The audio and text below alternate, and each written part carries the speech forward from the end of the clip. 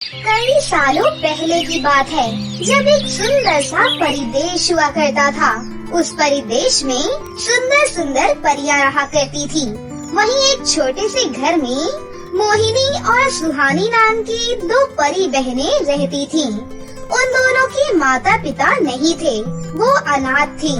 लेकिन उन दोनों में आपस में बहुत प्यार था। वो हमेशा खुशी से रहती थी।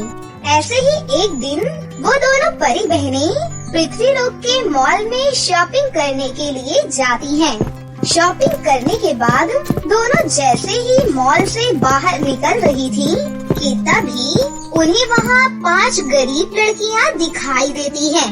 वो सभी लड़कियाँ लोगों से भीख मांग रही थीं, लेकिन मॉल के सामने खड़ा चौकीदार उन सभी लड़कियों को थप्पड़ मार रहा था।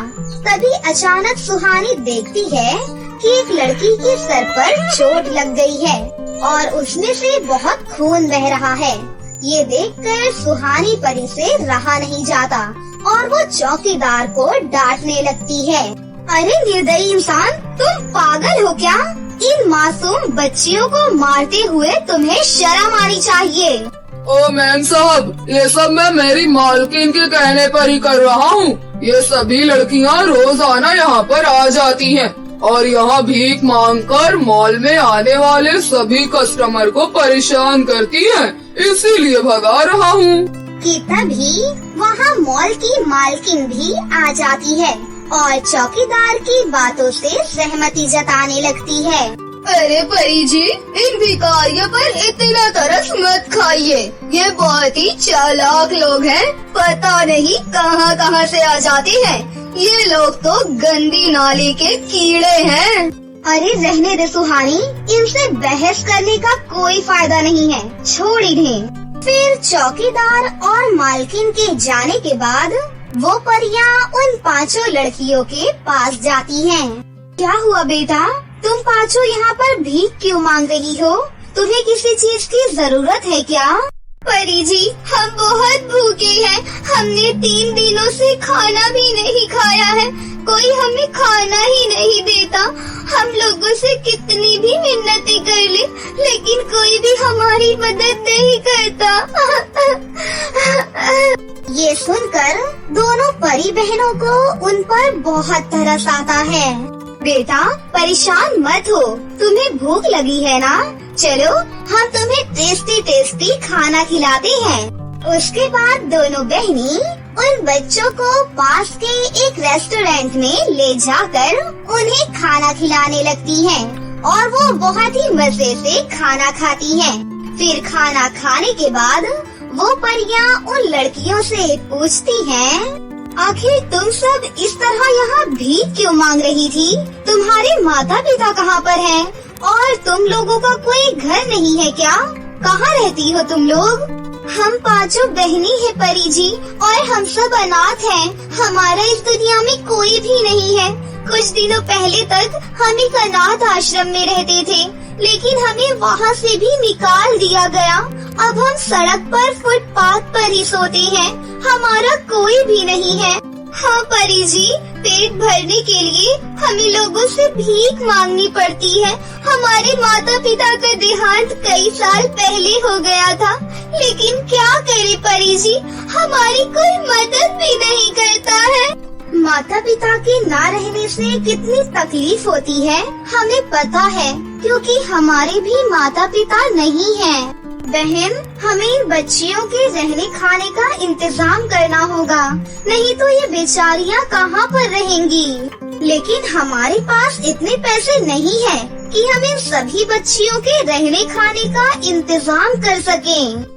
अब तो सिर्फ एक ही रास्ता है, हमें अपनी जादुई शक्ति का इस्तेमाल करना होगा। लेकिन तू तो जानती है कि हम अपनी जादुई शक्तियों का इस्तेमाल दिन में सिर्फ एक बार ही कर सकते हैं। तो अगर हमने आज इनकी मदद की तो हमें आज खाने को कुछ भी नहीं मिलेगा, क्योंकि उसके बाद हमारी सारी शक्तियाँ खत्म हो जाएंगी।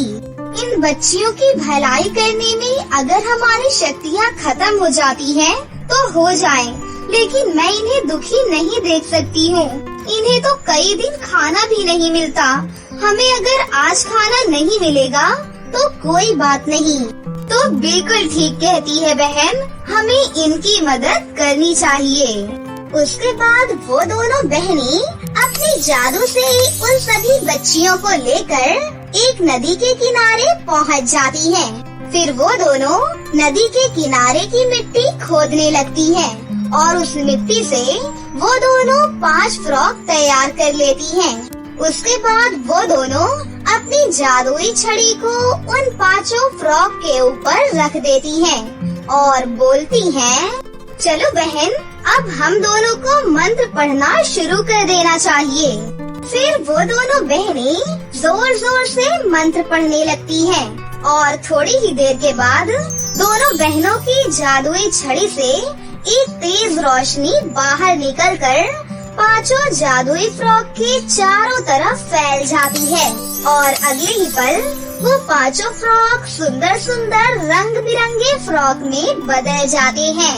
हमने जादुई 5 फ्रॉक तैयार कर लिए हैं प्यारी बच्चियों। अब ये 5 जादुई फ्रॉक हमेशा तुम्हारे साथ रहकर तुम्हारी सारी जरूरत पूरी करेंगे। आज से तुम्हें कोई भी परेशानी नहीं होगी। फिर मोहिनी परी जादुई लाल फ्रॉक से कहती है, सुनो जादुई लाल फ्रॉक, अब इन 5 बहनों के रहने का इंतजाम करो। मोहिनी परी की इतना कहते ही जादुई लाल फ्रॉक के अंदर से घर बनाने का ढेर सारा सामान बाहर निकलने लगता है। उसके बाद सुहानी परी जादुई हरे फ्रॉक से बोलती है, हे जादुई हरे फ्रॉक, घर बनाने का सारा सामान आ गया है। अब तुम घर बनाने के लिए मजदूरों को प्रकट करो।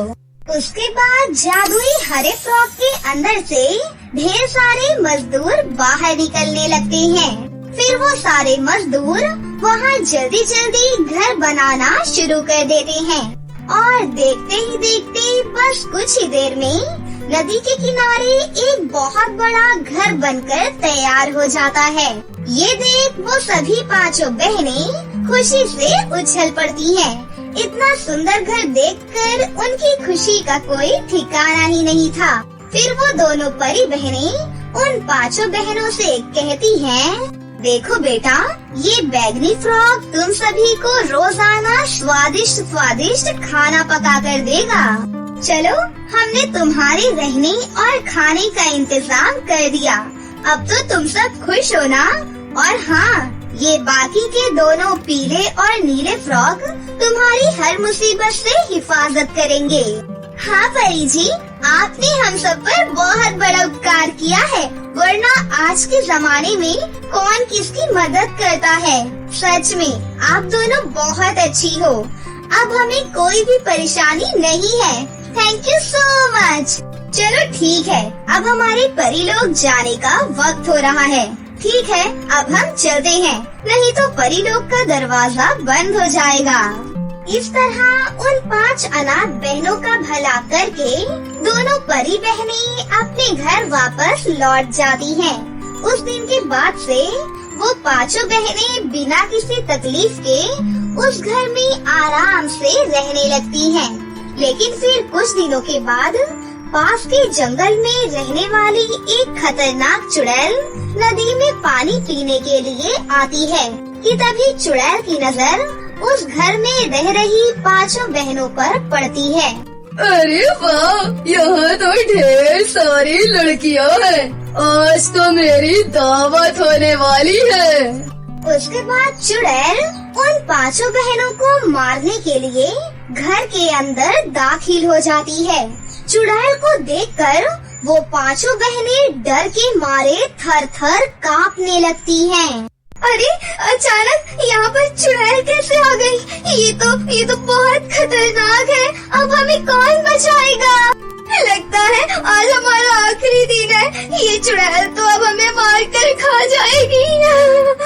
वो ऐसा बोल ही रही थी कि तभी जादुई 5 फ्रॉक हवा में उड़ते हुए चुड़ैल के सामने आ जाते हैं। इससे पहले कि चुड़ैल कुछ समझ पाती, उन 5 फ्रॉक के अंदर से ढेर सारे बड़े बड़े पत्थर बाहर निकलकर चुड़ैल के ऊपर गिरने लगते हैं और चुड़ैल के सर पर चोट लग जाती है।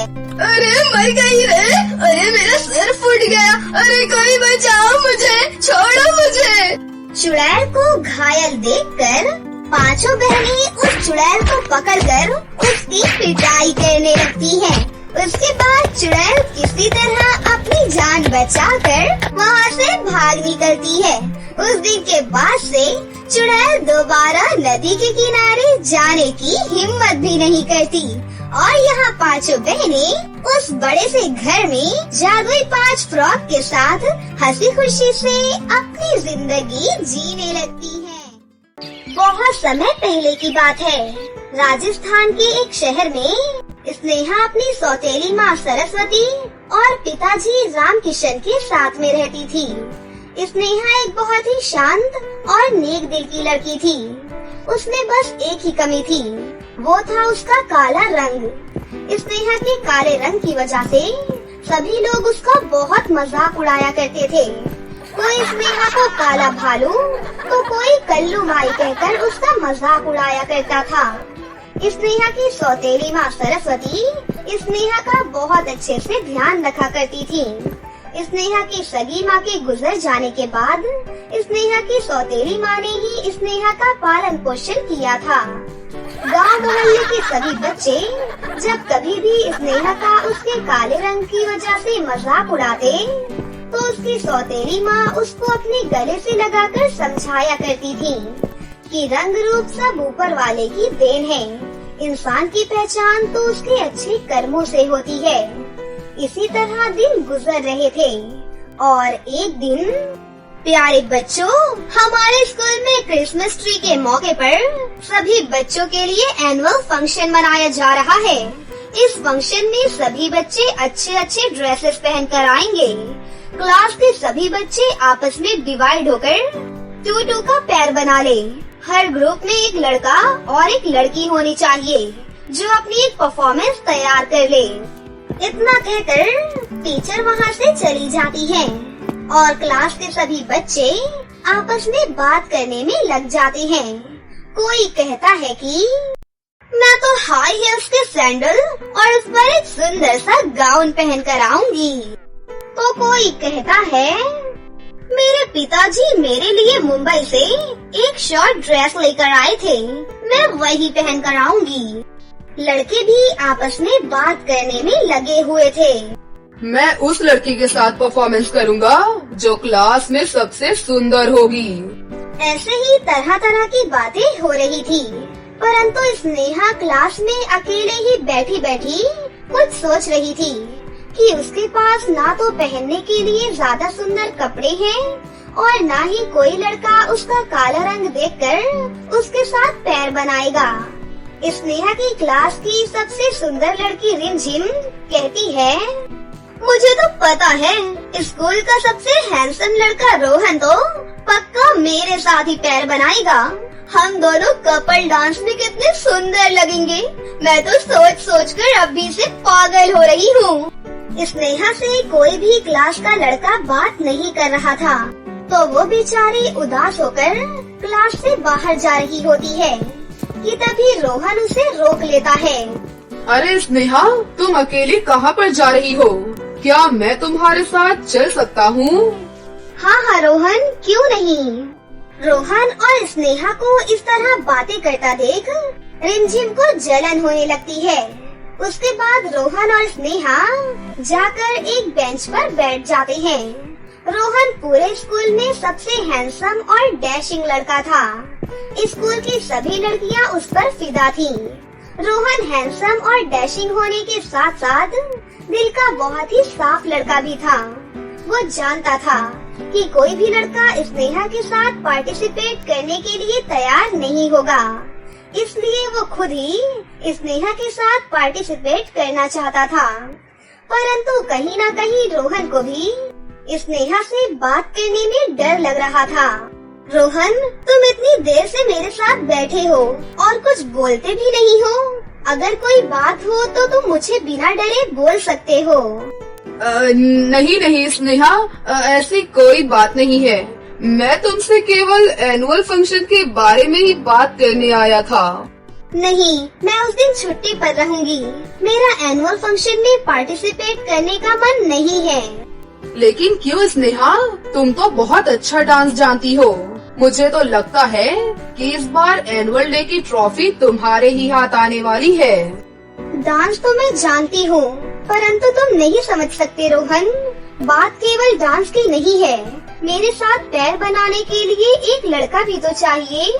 मुझ जैसी काली लड़की के साथ आखिर कौन सा लड़का पार्टिसिपेट करना चाहेगा? तुम ऐसा क्यों सोच रही हो स्नेहा? काले रंग गोरे रंग से क्या कोई सुंदर बन जाता है? असली सुंदरता तो इंसान के शब्दों में होती है और उसके बोल चाल में होती है। स्नेहा रोहन की ये सब बातें सुनकर उसकी तरफ आकर्षित होने लगती है और स्नेहा को रोहन से प्यार होने लगता है। अरे तुम कहाँ खो गई स्नेहा? मैं तुमसे ही पूछ रहा हूँ, क्या तुम मेरे साथ पार्टिसिपेट करना पसंद करोगी? हाँ रोहन, मैं तुम्हारे साथ पार्टिसिपेट करने के लिए तैयार हूँ। और इस तरह दोनों काफी देर तक बैठकर बातें करती हैं और छुट्टी होते ही दोनों अपने अपने घर के लिए निकल जाते हैं। घर पहुँचने के बाद स्नेहा का मन अभी भी रोहन के साथ लगा होता है। वो रोहन की सभी मीठी मीठी बातें याद कर रही होती है। स्नेहा के दिल में रोहन के प्रति प्यार और भी ज्यादा बढ़ गया था और अब उसे सिर्फ रोहन ही रोहन दिखाई दे रहा था। स्नेहा बेटा, तुम कहाँ खो गई हो? मैं तुमसे ही पूछ रही हूँ। आज स्कूल का दिन कैसा गया? कहीं नहीं माँ, मैं बस स्कूल में आयोजित किए जा रहे फंक्शन के बारे में सोच रही थी। माँ, आपको पता है हमारे स्कूल का एक लड़का रोहन मेरे साथ एनुअल फंक्शन पर पार्टिसिपेट कर रहा है। मैंने तो सोच लिया है कि इस बार मैं डांस में कोई भी कमी नहीं छोड़ूंगी। माँ, मेरी अलमारी में जो गाउन है ना, जो पिताजी मेरे लिए पिछले साल जन्मदिन पर लाए थे, उसे प्रेस करके रख दीजिएगा। और हाँ, मेरे स्कूल के शूज भी धो दीजिएगा। मैं वही पहनकर फंक्शन में चली जाऊंगी। स्नेहा की माँ जानती थी कि स्नेहा को एनुअल फंक्शन पर पार्टिसिपेट करने के लिए एक नए गाउन की आवश्यकता है, परंतु वो अपने पिताजी की कमाई और घर की आर्थिक स्थिति देखकर ये बात नहीं बोलती है। ये तो बहुत ही अच्छी बात है बेटा, तुम चिंता मत करो, मैं सभी चीज तैयार रखूंगी। तुम केवल अपनी डांस प्रैक्टिस पर ध्यान दो। इतना कहकर सरस्वती वहाँ से चली जाती है, परंतु सरस्वती मन ही मन ये सोच लेती है कि वो अपनी बेटी के लिए एक गाउन और एक सैंडल जरूर लेकर आएगी। सरस्वती ने अपने रोज के खर्चों में से कुछ रुपए बचा कर रखे थे। सरस्वती उन रुपयों को लेकर मार्केट में स्नेहा के लिए एक सुंदर सा गाउन लेने के लिए चली जाती है। सरस्वती को बहुत ही सुंदर सुंदर गाउन देखने को मिलते हैं, परंतु शहर के इतने महंगे रेट्स की वजह से वो उन्हें नहीं खरीद पाती।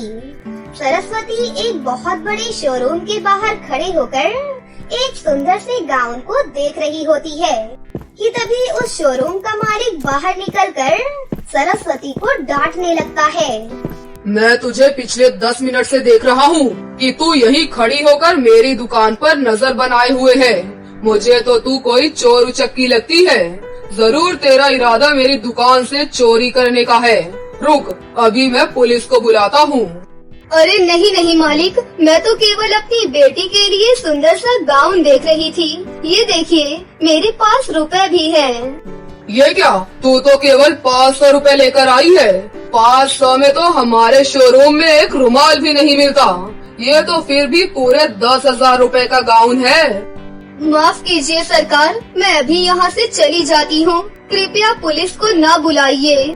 वो सेठ सरस्वती को बहुत खरी खोटी सुनाता है और सरस्वती चुपचाप वहाँ से चली जाती है। सरस्वती बहुत उदास होकर बैठी होती है कि वो अपनी बेटी के लिए कुछ भी नहीं कर पा रही है। फिर अगले दिन सरस्वती एक सुनार के पास 10,000 रुपए उधार लेने के लिए पहुँच जाती है। सेठ जी, आप मुझे 10,000 रुपए उधार दे दीजिए। मैं अगले 6 महीने में आपके रुपए सूद समेत लौटा दूंगी। क्यों नहीं, कोई गारंटी लाई हो? सेठ जी, गारंटी तो नहीं है, परंतु मुझ पर विश्वास कीजिए, मैं आपके रुपए सही समय पर लौटा दूंगी। तूने क्या मुझे पागल समझ रखा है? जान न पहचान, मैं तेरा मेहमान। वाह भाई वाह, मैं तुझे उधार दे दूं। तेरे जैसे 36 आते हैं यहाँ। चुपचाप सीधे तरीके से बाहर निकल जा, नहीं तो मेरे आदमी तुझे धक्के मार कर बाहर कर देंगे। सरस्वती सेठ के पास से भी उदास मन से वापस आ जाती है। फिर सरस्वती घर की तरफ उसे शोरूम के यहाँ से गुजर रही होती है। तभी सरस्वती को शोरूम के मालिक का एक सूटकेस गिरा हुआ दिखाई देता है। सरस्वती पास जाकर देखती है तो वो सूटकेस नोटों के बंडलों से भरा हुआ था। इतने सारे रुपए देखकर एक पल के लिए सरस्वती को बहुत खुशी होती है, परंतु सरस्वती एक ईमानदार औरत थी। वो ये रुपए सेठ को वापस लौटाने की सोचती है। फिर सरस्वती गाड़ी का पीछा करते हुए एक हॉस्पिटल तक पहुंच जाती है, जहां सेठ अपनी बीवी के साथ बैठकर रो रहा था। सेठ जी, क्या हुआ? आप इस तरह रो क्यों रहे हैं? अरे बहन, मेरा रुपए से भरा एक सूटकेस कहीं रास्ते में गिर गया और मेरा बेटा हॉस्पिटल में भर्ती है। उन्हें अभी पूरे 1 लाख रुपए की जरूरत है। अब मैं इतनी बड़ी रकम इकट्ठा करके कहां से लेकर आऊं? मुझे तो कुछ समझ ही नहीं आ रहा है। ये लीजिए सेठ जी, ये आपका सूटकेस कार से बाहर गिर गया था। ये रुपया लो और अपने बेटे का इलाज करवा लो। सेठ अपने रुपए वापस देखकर बहुत ज्यादा खुश हो जाता है और सरस्वती का धन्यवाद देने लगता है। सेठ जी, पहले जाकर आप रुपए जमा करा दीजिए। पहले आपके बेटे का ऑपरेशन सक्सेसफुल हो जाए, उसके बाद मुझे धन्यवाद दे दीजिएगा। उसके बाद सेठ वो सूटकेस लेकर हॉस्पिटल में चला जाता है और सरस्वती भी वहीं बैठकर सेठ के आने का इंतजार करती है। सेठ समय पर रुपए जमा करा देता है और उसके बेटे का ऑपरेशन सक्सेसफुल हो जाता है। ये सब देखकर सेठ और उसकी बीवी दोनों सरस्वती का धन्यवाद करने लगते हैं। सरस्वती बहन, आज अगर समय पर आकर तुमने मेरे रुपए नहीं लौटाए होते तो आज कुछ अनर्थ हो जाता। मुझे याद है उस दिन मैंने तुम्हें बहुत भला बुरा कहा था। मुझे अपनी गलती का पछतावा है। मैं अपनी गलतियों को सुधारने के लिए तुम्हें अपनी दुकान से वो गाउन गिफ्ट देना चाहता हूँ। अरे नहीं नहीं सेठ जी, इसकी कोई जरूरत नहीं है। आखिर इंसान ही इंसान के काम आता है। मैंने तो सिर्फ अपना फर्ज निभाया है। इतना कहकर सरस्वती वहाँ से चली जाती है और एक पेड़ के नीचे बेंच पर उदास होकर बैठ जाती है कि तभी वहाँ पर एक परी प्रकट हो जाती है। अरे क्या बात है सरस्वती, तुम इतनी उदास क्यों हो? परी को देखकर सरस्वती बहुत हैरान हो जाती है। अरे डरो मत, मैं एक परी हूँ। मैं यहाँ तुम्हारी मदद के लिए आई हूँ। मैंने वो सब कुछ देखा कि तुमने किस तरह लालच ना करते हुए उस सेठ के रुपए उसे वापस कर दिए। बताओ मुझे तुम्हारी क्या परेशानी है? उसके बाद सरस्वती परी को अपने घर के हालात, साथ ही गाउन और सैंडल के बारे में भी बता देती है। तभी परी अपने जादू से वहाँ पर एक गाउन और सैंडल प्रकट कर देती है और सरस्वती से कहती है, ये लो, ये एक जादुई गाउन और सैंडल है। ये दोनों तुम अपनी बेटी को दे देना और फिर इसका चमत्कार देखना। ये सुनकर सरस्वती बहुत ज्यादा खुश हो जाती है और परी का धन्यवाद करती है।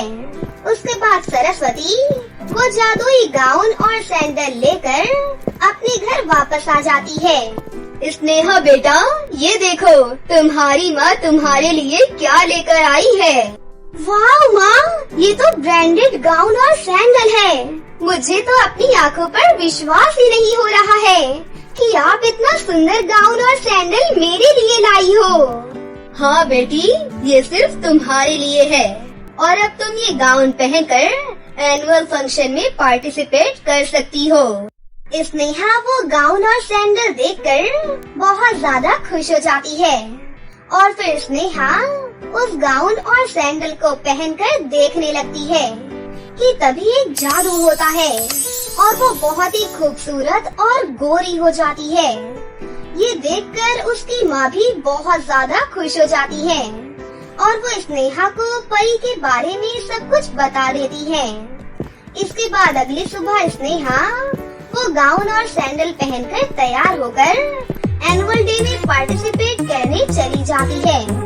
वहाँ फंक्शन में रोहन और स्नेहा अपनी परफॉर्मेंस देकर सभी ऑडियंस का दिल जीत लेते हैं और कपल्स ऑफ द ईयर का अवार्ड जीत लेते हैं। फंक्शन के बाद रोहन स्नेहा से कहता है, स्नेहा, मैंने तुमसे फंक्शन में नहीं पूछा, लेकिन क्या तुम मुझे बता सकती हो कि तुम इतनी सुंदर कैसे हो गई हो?